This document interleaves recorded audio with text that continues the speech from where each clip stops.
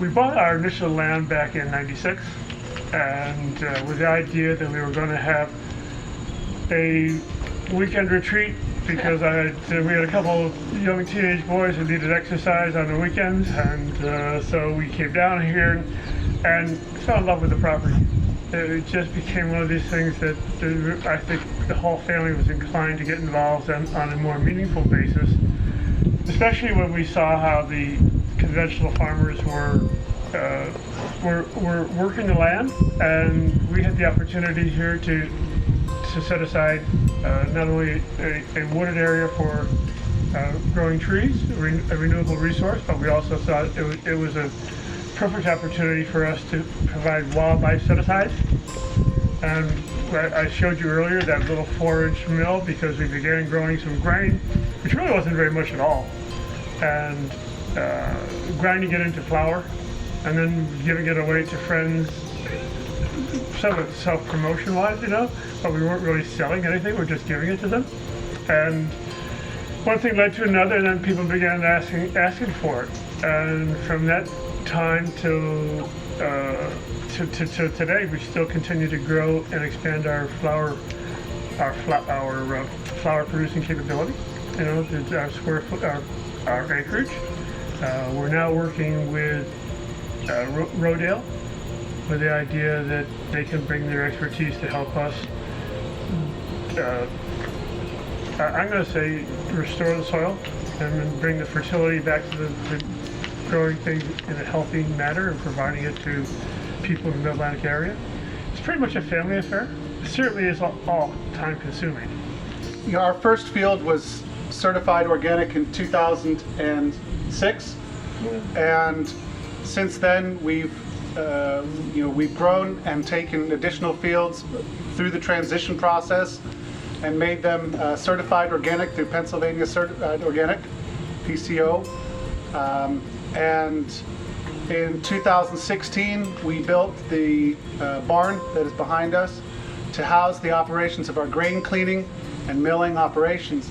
It was really sort of a big step forward in our commitment to making this work. I'd like to say one of the other things that we've benefited by, beyond our expectations, was how willing our neighbors and farmers in this general area have been willing to give us advice and help us start farming, because as I said a couple times before, we're just a bunch of city boys. And we've had to learn fast, but we've had some very good people teaching us. Yeah, you really look like a city boy in your overalls. No, but he's absolutely right. This is a small community, and word spreads, and people are interested in what we're doing.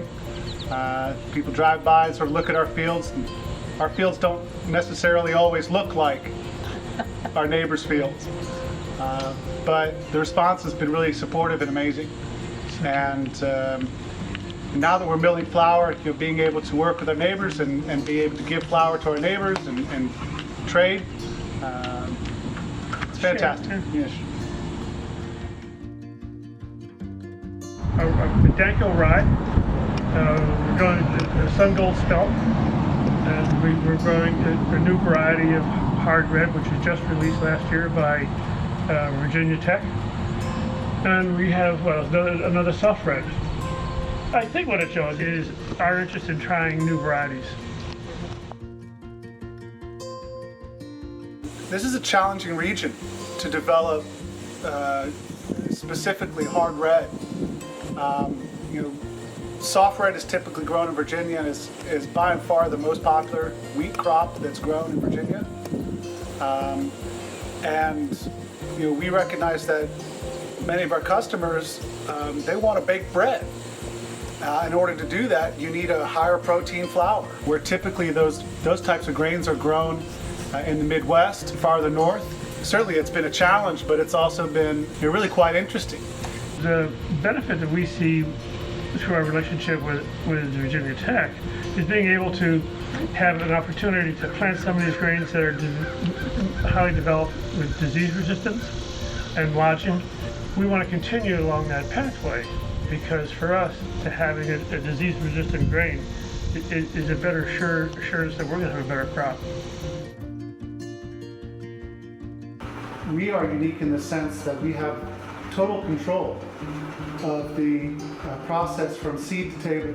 Along with that comes obviously a great responsibility to take care of so many processes and opportunities along that process to that chain.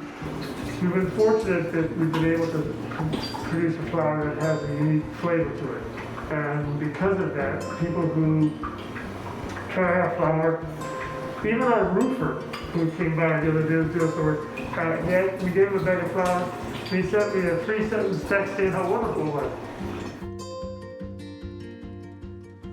Behind us you can see some of the equipment that we use to now analyze the grain of the flour that we're producing. And this has really allowed us the raw data and to understand from season to season how different crops are affected by the weather, and even from field to field how different grains are produced and how one field can be very different from another and result in grain quality. We've always wanted to ensure that the product that we're producing is the best it can be. And to that end, we felt that the only way for us to really understand that quality and to be able to ensure that quality is consistent is to do some of the testing in-house. So we worked with Per10 to secure some of their lab equipment, ranging from the IM9500, which is a machine that uses infrared.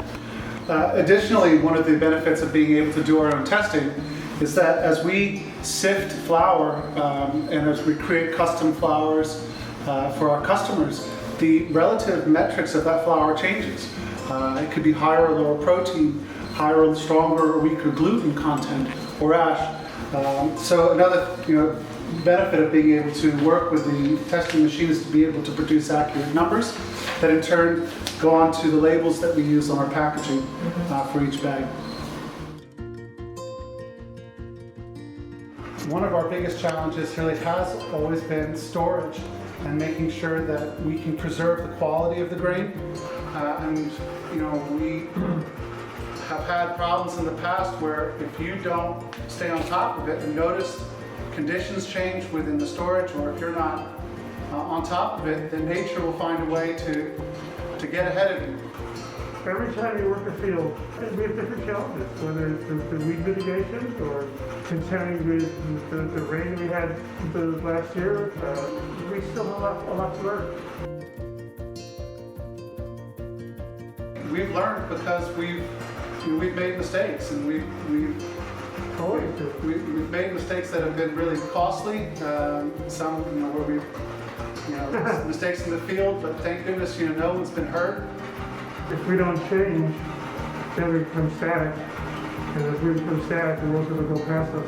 So I'm not saying that we're going to blaze a trail, but I think we have to continue to be better farmers, learn how to grow sustainably,